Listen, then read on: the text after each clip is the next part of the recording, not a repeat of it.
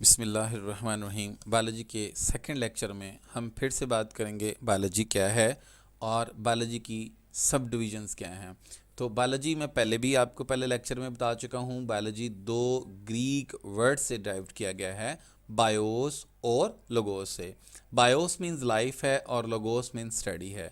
तो अगर हम प्रॉपर डेफिनेशन देखें बायोलॉजी की, the scientific study of life is called biology, यानी कि हम लाइफ का साइंसी मुतालिया करते हैं बायोलॉजी में।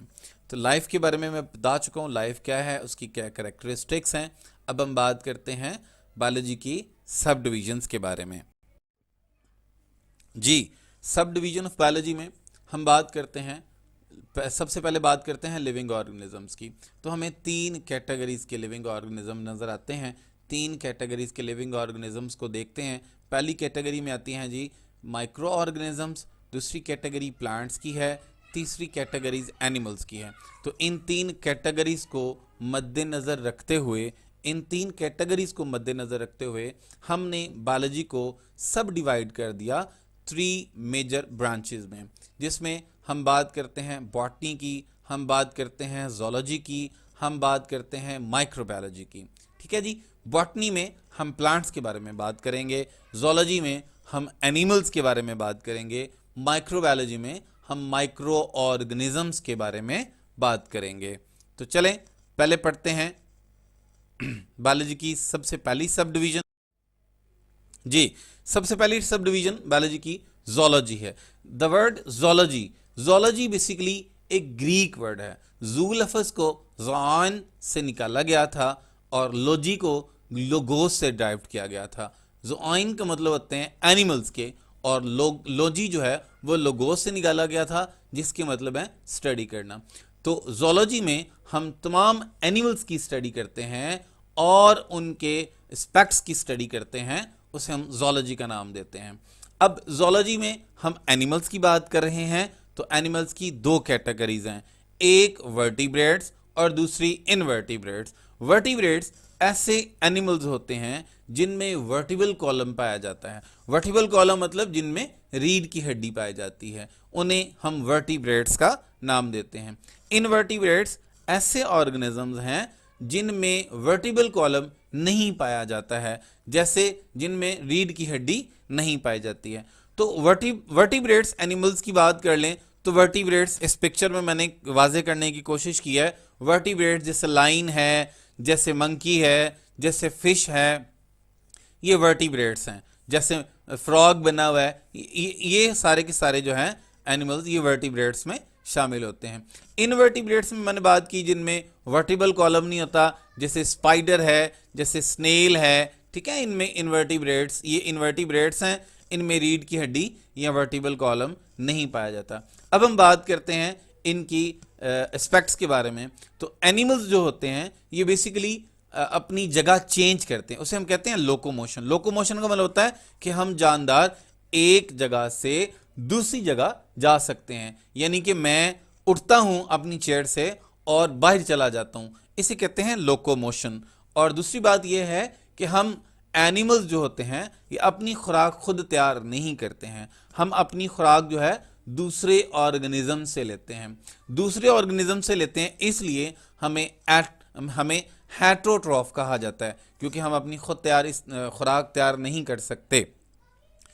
जी, नेक्स्ट इसकी सब डिवीजन है जी बॉटनी। बॉटनी बेसिकली, बॉटनी को भी ग्रीक वर्ड से ड्राइव किया गया है, जिसके मतलब पास्चर के हैं, ग्रास भी कह सकते हैं, और प्लांट्स। ठीक है, बॉटनी में हम स्टडी करते हैं प्लांट्स की। हम प्लांट्स के बारे में देखेंगे और उनकी खसूसियात के बारे में जानेंगे। तो अगर हम पहले बात करें प्लांट्स की, तो प्लांट्स की दो मेजर कैटेगरीज हैं। प्लांट्स की पहली कैटेगरी है जी ब्रायोफाइट्स, दूसरी कैटेगरी है ट्रैकियोफाइट्स। ब्रायोफाइट्स ऐसे प्लांट्स होते हैं जिनमें वेस्कुलर सिस्टम नहीं पाया जाता है। वेस्कुलर सिस्टम से मुराद इनमें जाइलम एंड फ्लोएम टिश्यूज नहीं होते, इनमें फूड और वाटर को कंडक्ट करने के लिए उन जैसी साख्तें होती हैं। ब्रायोफाइट्स की मिसाल ये पिक्चर में मैंने शो की है, ये आपके सामने ब्रायोफाइट्स की एक एग्जाम्पल है। ठीक है जी, और ये मैट टाइप ग्रीन कलर का है, ये नमदार जगहों में पाई जाती हैं, इन्हें हम लोअर प्लांट्स के नाम से भी जानते हैं। इसी तरह ट्रैकियोफाइट्स की बात करें तो ट्रैकियोफाइट्स ऐसे प्लांट्स हैं जिनमें वैस्कुलर सिस्टम पाया जाता है, इनमें प्रॉपर रूट्स भी पाई जाती हैं, इनमें जाइलम भी होता है, जाइलम टिश्यूज भी हैं, फ्लोएम टिश्यूज भी हैं, ठीक है। और ये जो है ट्रैकियोफाइट्स जो हैं ऐसे प्लांट्स हैं जिनमें वैस्कुलर सिस्टम पाया जाता है।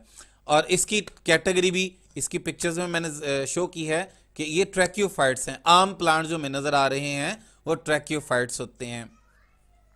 प्लांट्स की खसूसियात की बात करें तो प्लांट्स मूव करते हैं। प्लांट्स जो हैं वो लोकोमोशन नहीं करते, प्लांट्स मूव करते हैं, वो अपनी ही जगह पर रहकर जो है वो मूवमेंट करते हैं। इसकी मिसाल मैं कुछ यूं दूंगा, सूरजमुखी का फ्लावर आपने देखा होगा, जैसे जैसे सूरज मूव करता है वैसे वैसे सूरजमुखी का फ्लावर भी उसकी तरफ जो है फेस करके थोड़ा सा टिल्टेड रहता है, ठीक है। तो अपनी जगह पर रहकर ही वो मूवमेंट कर रहा है। और दूसरी बात ये बच्चों कि प्लांट जो हैं ये अपनी खुराक खुद तैयार करते हैं। चूंकि ये अपनी खुराक खुद तैयार करते हैं क्योंकि इनमें क्लोरोफिल पाया जाता है। तो क्लोरोफिल ये जो ग्रीन ग्रीन कलर आप देख रहे हैं ये क्लोरोफिल की मौजूदगी की अलामत होता है। तो क्लोरोफिल की वजह से ये अपनी खुराक तैयार करते हैं फोटोसिंथेसिस से। तो अपनी खुराक फोटोसिंथेसिस से तैयार करते हैं, इसलिए इनको हम ऑटोट्रोफ का नाम देते हैं और ये ऑटोट्रोफ होते हैं। अब हम तीसरी सब डिवीजन के बारे में बात करते हैं, माइक्रोबायोलॉजी। माइक्रोबायोलॉजी हम पहले वर्ड्स की तरफ देख लेते हैं। माइक्रो का मतलब होता है बिल्कुल स्मॉल, बहुत छोटे, ठीक है जी। और बायोलॉजी में हम लिविंग ऑर्गेनिजम्स की बात कर रहे हैं, या यूं भी कह सकते हैं कि हम लाइफ की बात कर रहे हैं। तो माइक्रोबायोलॉजी में हम माइक्रो ऑर्गेनिजम्स की स्टडी करते हैं जिनको हम आम आंख से नहीं देख सकते या आम वैसे ही नहीं देख सकते। इनको देखने के लिए हमें एक इंस्ट्रूमेंट की जरूरत होती है जिसे हम माइक्रोस्कोप कहते हैं। ये पिक्चर में मैंने दिखाने की कोशिश किया, माइक्रोस्कोप की मदद से हम माइक्रो ऑर्गेनिजम्स का मुताला करते हैं। माइक्रो ऑर्गेनिज्म में मैं बता दूं, माइक्रो ऑर्गेनिज्म जैसे कि मैंने ये ड्रामेटिकली यहाँ पे ड्रॉ किया है, माइक्रो ऑर्गेनिज्म की 3 कैटेगरीज हैं। माइक्रो ऑर्गेनिज्म में सबसे पहले वायरसेस हैं, फिर प्रोटोजोन्स हैं, फिर बैक्टीरियाज हैं। हम पहले बात करते हैं वायरस की। वायरसेस बहुत छोटे होते हैं जिनको हम माइक्रोस्कोप से भी नहीं देख सकते, इन्हें हम देखने के लिए इलेक्ट्रॉन माइक्रोस्कोप का इस्तेमाल करना पड़ता है और ये बहुत छोटे होते हैं, ठीक है जी। और ये हमारे अंदर यानी कि लिविंग ऑर्गेनिज्म में वायरल डिजीज जो है ये पैदा करते हैं, जैसे कि एड्स, ठीक है जी। इसी तरह दूसरी कैटेगरीज की तरफ चलते हैं, प्रोटोजोन्स।